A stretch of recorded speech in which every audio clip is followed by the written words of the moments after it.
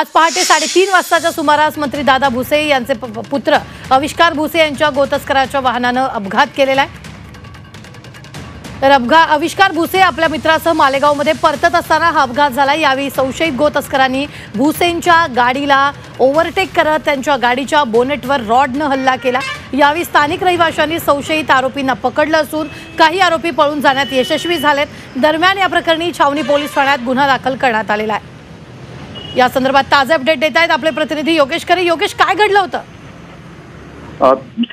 मंत्री दादा भुसे यांचे चिरंजीव अविष्कार भुसे आपल्या मित्रांसह देवदर्शनाला गेले होते आणि पहाटे ते परतत होते। 3:30-4च्या सुमारास ते मालेगावात परत येत असताना रस्त्यामध्ये दोन वाहनं भरधाव जाताना दिसली आणि महत्त्वाचं म्हणजे ती भरधाव वाहनं दादा भुसे यांच्या अविष्कार भुसे यांच्या वाहनाच्या आजूबाजूने जात होती आणि त्यांना बाजूला ढकलत होती जेणेकरून अपघात व्हावा। आणि ते करण्यासाठी त्यांनी दुसऱ्या गाडीने बोनटने त्यांच्यावर जो रॉड असतो त्या रॉडने गाडीच्या बोनटवर सुद्धा हल्ला केला।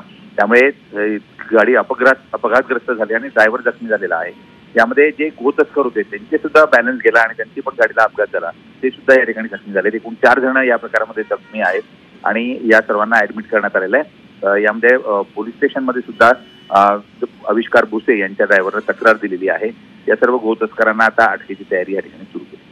निश्चित धन्यवाद योगेश ताजे अपडेट देण्यासाठी।